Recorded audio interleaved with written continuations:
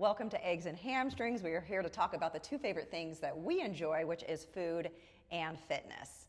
We have Adam here, who not only came up with the name for Eggs and Hamstrings so we can chat, but also has been so successful not only in the profession within the fitness, health, and wellness industry, but also within the professional side as well, personal and professional. You've had not only your own studio in West Hollywood, and in the name Updog. And there's a super funny shirt that they always had.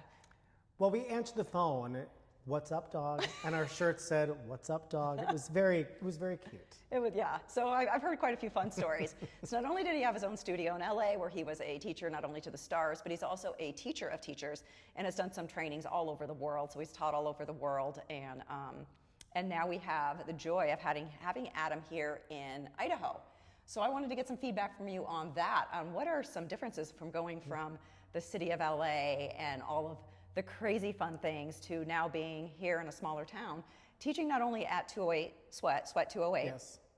Doing spin classes, but as well as yoga. So what are some differences about our lovely town here in Coeur d'Alene? Well, for starters, to get to my classes in LA took forever because of the traffic. So it's really nice to not have to deal with that here. Probably the nicest thing is actually that. But I actually was lucky. In my classes in LA, I had such nice groups to teach for. But I will say, overall, the people here, they're just kind, down-to-earth people. And in LA, you would get the influencer types, the, I guess, wannabe types, if I'm being honest. And here, you don't get that demographic at all. You just get people that are there for the workout, which is very nice. Which is very nice. We're here for the health and the wellness. Yes. And absolutely. And by the way, my name is Yoga Kim. We're here in Coeur d'Alene at Yoga Kim Studio. Throw that in there as well. Okay, so here you are in Idaho teaching multiple different modalities, spin and yoga. And so what are some of those people that you have taught? Because I know you've taught in Los Angeles? In Los Angeles, that we might know their names, because I've heard a few. Well, so I'm so not a name dropper. He is not a name dropper at all, asking, because I've known him for a while and I've heard relatively nothing. Well, you know, it is kind of sad actually, but I said this so many times. My favorite, not only celebrity, but person that would take my class for probably 6 years, almost every Saturday, was Diane Keaton. Oh, She came with her daughter, and she was just such this light in the room. Oh, and it was just so sad to hear that she passed, a few weeks ago.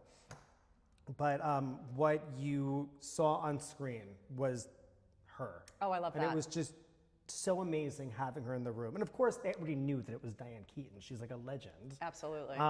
So she was and always will be my favorite. But Lady Gaga would come a lot, actually. That's a big name. And I remember it's like, I actually didn't even know her real name. Oh, I don't know her real name either. But then I saw, like, on the sign-in sheet, I had a Stephanie Germanotta.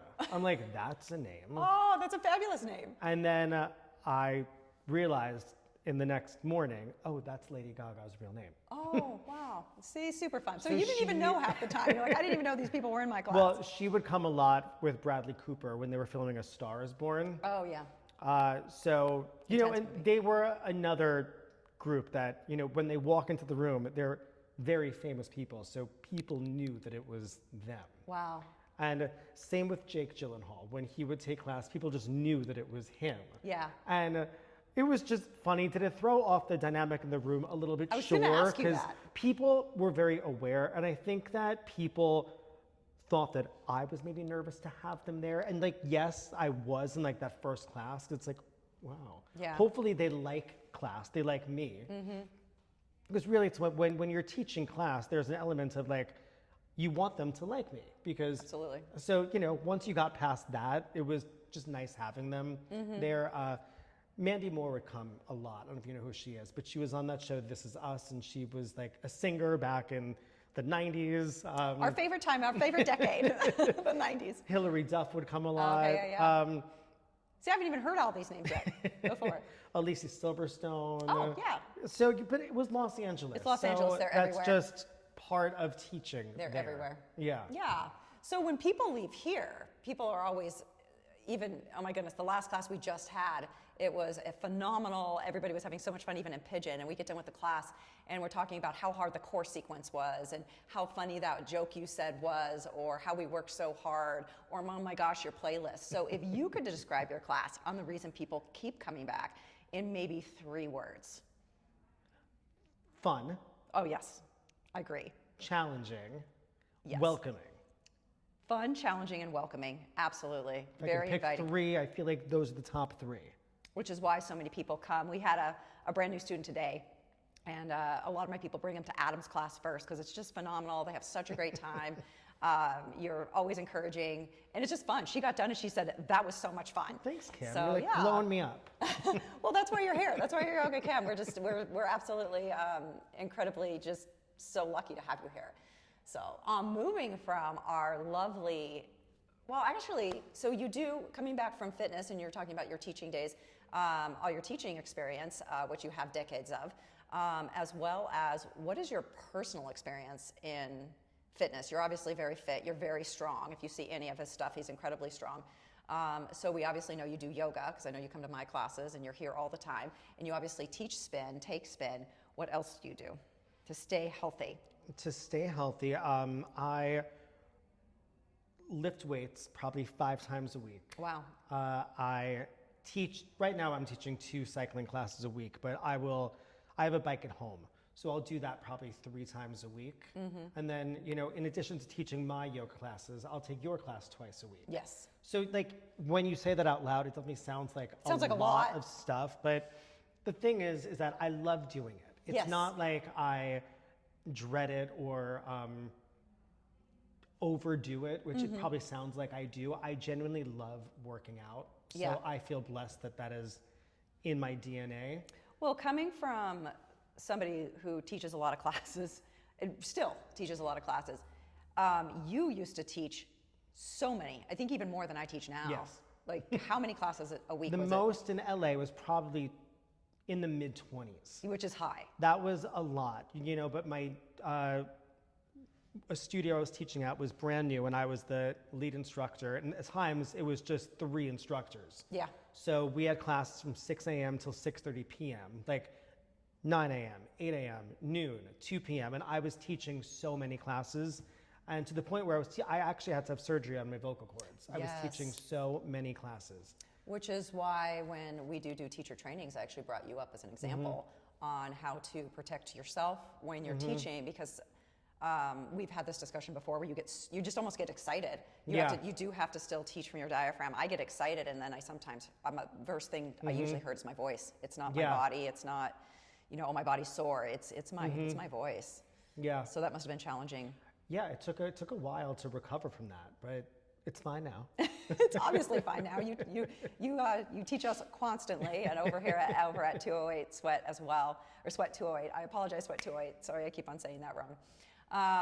So moving on to also food, because eggs and hamstrings, we constantly talk about food here, and I would say we're pretty healthy. Most of us. Yes. We enjoy eating. Yes. And we all cook. Yes, and I will say what I do miss about LA, there's more healthier options when it comes to restaurants, especially for lunch. Absolutely, we were just talking about that. For lunch up here, it is very hard to get something just nutritious. Nutritious. Where in LA, I can get this amazing salad, or this amazing sushi roll, or whatever. Here it's not that. So Coeur d'Alene, we need you to work on some more lunch spots. Some more lunch spots. For dinner, it's fine. Dinner's phenomenal. Even breakfast. I feel like breakfast, there's a lot of places. Yes, but that's lunch. Lunch. It's definitely tricky. It is. We go to lunch, but we have a meatball sub and pretzel bread. Well, we can get our avocado toast, and that's healthy. We do get the avocado toast at Back Pocket Bakery. We love you guys at Back Pocket Bakery. Yes, we do. So, but no, it's I also feel blessed that I actually genuinely like eating healthy. Oh, you do. I like how it makes me feel, and I do love my cocktails with dinner. I'm not gonna lie about that, but I love healthy food. I've never been a sweet person, really. That's my job. Okay. I'm a sweet person. Sweets person. Yeah, like I never liked carbonated beverages. I just never did. So eating well was never something that I had to work for. It just happened. So what is your favorite meal? Because I know you cook a lot. What's your favorite meal to cook? Oh, you have your favorite person you follow. Oh, I love Ina Garten. Love Ina Garten on the Food Network. She's great. Are her dishes the healthiest? Probably not, but you know what? They're home cooked. They're home cooked. No, but they're home cooked and they're great. But my favorite dish to cook probably, you know what, being that it's winter now, probably my favorite dish to cook at home, it's a roast chicken. Oh, that sounds great. It makes the house smell amazing. And Ina Garten has a great roast chicken recipe. It's not difficult to make. And it's just like a comforting winter dish. Absolutely. And there's really nothing bad about a roast chicken. No, absolutely not. Yeah, so roast chickens and vegetables, that is my favorite go-to meal in the winter. And he made me this really yummy, oh gosh, it wasn't a mashed potato, it was something else. Oh, I did a parsnip puree. Parsnip puree, which was phenomenal. Yes. So. And then there's this other chicken dish that's more of a summer dish, but it's our favorite. It's chicken thighs, and this is going to sound nasty, but they're coated with cocoa powder. Oh, fun. And Old Bay seasoning, and then you serve it with cut up nectarines. That's so phenomenal. Good. It's a very healthy dish with mint and sliced shallots and parsley. It is just so good. Oh, that sounds amazing. Yes. So what keeps you strong and healthy and able to not only teach all these classes but take all of those classes is you're active. You obviously eat well. I mean, you're making these dishes. You're making them at home. Yes. And yes. then anything else, if you had to pick one thing that is your recipe for feeling good every day. This is another thing that I've stressed for such a long time. Oh, it's right here. I am so into hydration. I try to drink a gallon of water every day. Okay. And as soon as I wake up in the morning, I pound basically a full liter of lemon water. Oh. That's what I do first thing in the morning. And I feel like it just gets things started. But I mean, look, we teach a lot. I work out a lot. We sweat a lot. You lose a lot of fluids. And I just think hydration, it is so good for your joints. It is so good for your voice. It is so good for your skin. There's nothing it's not good for. That's amazing. So I think that hydration, it's like what I say, it's like when you're drinking alcohol, you should drink water and you never do. It's like when people work out all the time, it's like, you should stretch and people never do. I also love stretching so much. Mm-hmm. So hydration and stretching, they're two things that are so easy to not do. Absolutely. But they are such a game changer. Even if you're not a fitness person, hydration is so important. I agree. Even if fitness and health is not your thing, but you want to break into it, yes, drink more water. Yes. Take out a couple of your caffeinated beverages and set maybe a glass of wine down and carry. Or just double fist, your wine, your water. There you go. And look, I love my caffeinated beverages, but it's like I drink enough water where it's... We won't even get into his coffee. I guess that's for another episode. That's enough. That's his coffee. Oh my gosh, we could talk coffee for a whole nother episode. That will be for a different episode. But I do appreciate that is a phenomenal tip because we talk about drinking hot water all the time, but do we all really do it? Yes. I drink the same thing, water with lemon, but I definitely don't have it as a consistent habit as you do, and I probably need it a lot more, especially with the infrared heat in here. Yeah. Yes.